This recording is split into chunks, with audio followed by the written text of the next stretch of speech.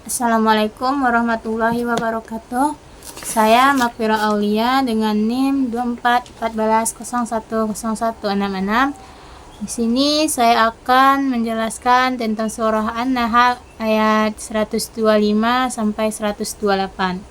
Pertama-tama marilah kita membaca ayat suci Al-Qur'annya terlebih dahulu. A'udzu billahi minasy syaithanir rajim. Bismillahirrahmanirrahim. Ud'u ila sabili rabbika bil hikmati wal mau'izatil hasanati wajadilhum billati hi ahsan. Inna rabbaka huwa a'lamu biman dhalla an sabilihi wa huwa a'lamu bil muhtadin. Wa in aqabtum fa'aqibu bimithli ma uqibtum bih wala in sabartum lahuwa khairul lis-sabirin. Wasbir wa ma sabaraka illa billahi wa la tahzan alaihim wa la taku fi dayqin mimma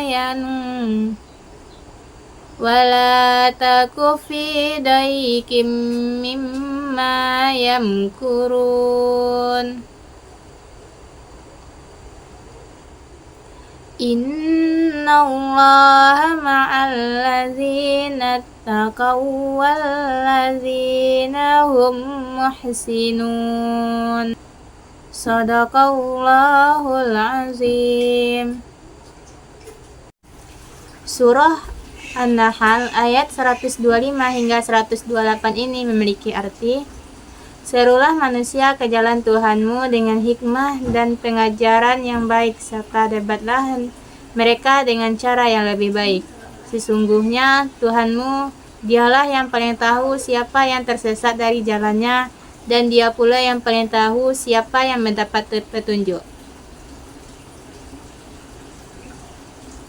Jika kamu membalas, balaslah dengan balasan yang sama dengan siksaan yang ditimpakan kepadamu. Sungguh jika kamu bersabar, hal itu benar-benar lebih baik bagi orang-orang yang sabar. Bersabarlah Nabi Muhammad, dan kesabaranmu itu semata-mata dengan pertolongan Allah. Janganlah bersedih terhadap kekufuran mereka, dan jangan pula bersempit dada terhadap tipu daya yang mereka rencanakan. Sesungguhnya Allah bersama orang-orang yang bertakwa dan berbuat kebaikan.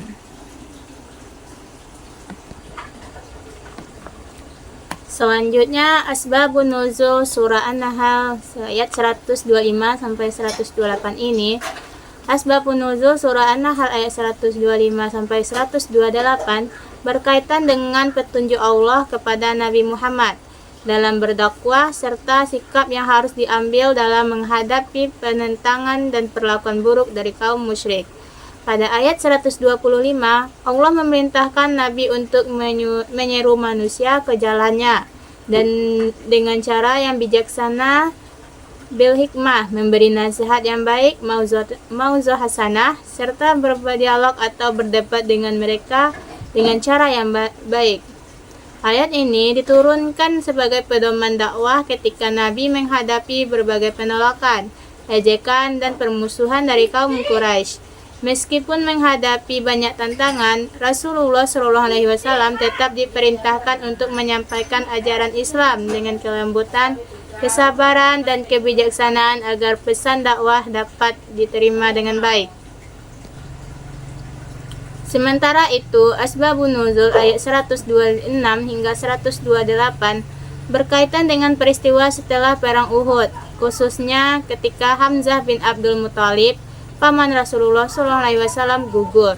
syahid, dan jasadnya diperlakukan secara kejam oleh musuh. Ketika Rasulullah melihat keadaan tersebut, beliau sangat sedih dan sempat berniat membalas perlakuan kaum Quraisy dengan balasan yang lebih berat. Namun, Allah menurunkan ayat-ayat ini untuk memberikan tuntunan bahwa jika kaum muslimin ingin membalas, maka balaslah itu harus setimpal dan tidak boleh melampaui batas. Meskipun demikian, Allah menegaskan bahwa sikap sabar jauh lebih utama dan lebih mulia. Pada ayat berikutnya, Nabi Muhammad diperintahkan untuk tetap bersabar, karena kesabaran yang sejati hanya dapat terwujud dengan pertolongan Allah. Kemudian, Allah menegaskan bahwa Dia senantiasa bersama orang-orang yang bertakwa dan mereka yang berbuat kebaikan. Melalui turunnya ayat-ayat ini, umat muslim diajarkan pentingnya menerapkan metode dakwah yang santun, adil dalam menyikapi kezaliman, serta mengutamakan kesabaran dalam menghadapi uji-ujian. Nilai-nilai tersebut menunjukkan bahwa Islam tidak mengajarkan balas dendam, melainkan menekankan kebijaksanaan, pengendali dirian, dan keyakinan bahwa pertolongan Allah selalu menyertai orang yang beriman dan orang-orang yang berbuat kebaikan. Selanjutnya, nilai-nilai kependidikan yang terkandung dalam surah An-Nahl ayat 125 hingga 128 ini. Yang pertama ada itu nilai kebijaksanaan, hikmah dalam pendidikan. Nilai kependidikan pertama yang terkandung dalam surah An-Nahl ayat 125 adalah pentingnya kebijaksanaan dalam proses pendidikan.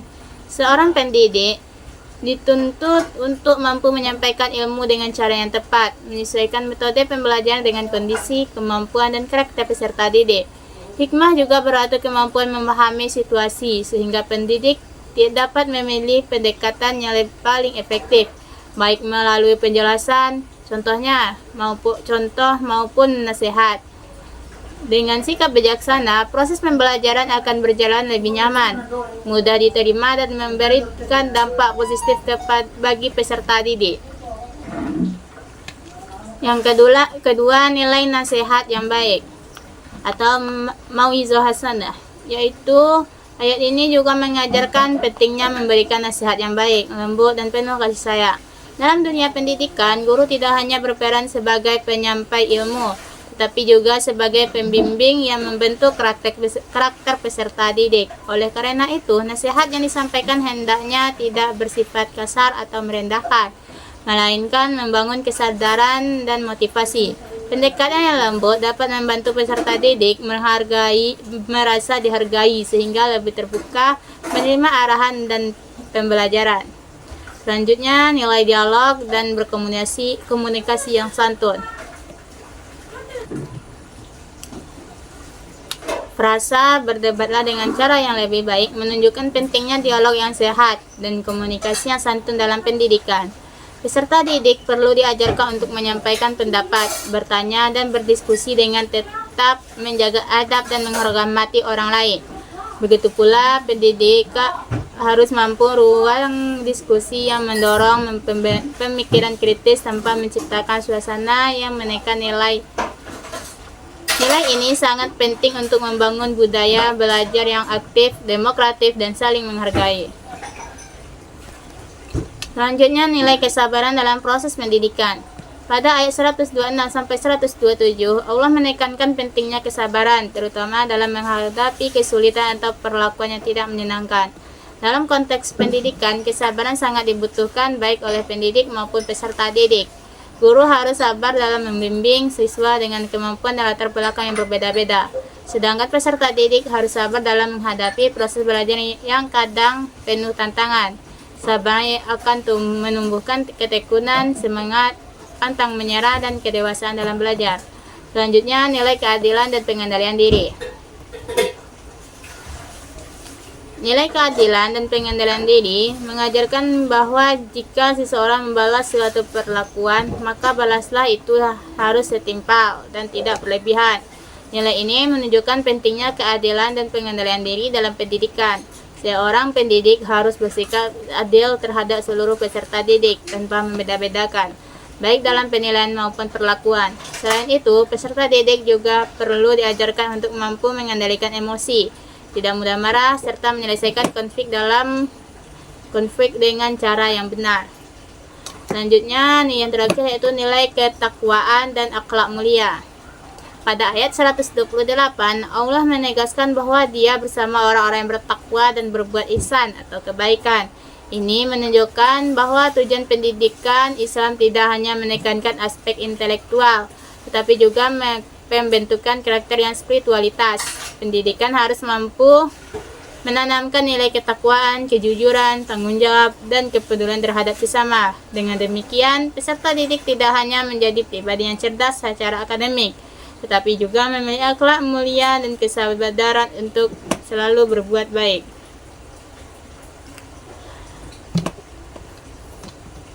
Jadi di sini dapat kita ambil hikmahnya, yaitu semoga nilai-nilai kependidikan dalam Quran Surah An-Nahl ayat 125 dan 128 dapat dipahami dan diterapkan dalam kehidupan sehari-hari. Dengan demikian, pendidikan dapat membentuk pribadi yang berilmu, berakhlak mulia, dan bertakwa kepada Allah Subhanahu wa Ta'ala. Wabillahi taufiq wal hidayah. Wassalamualaikum warahmatullahi wabarakatuh.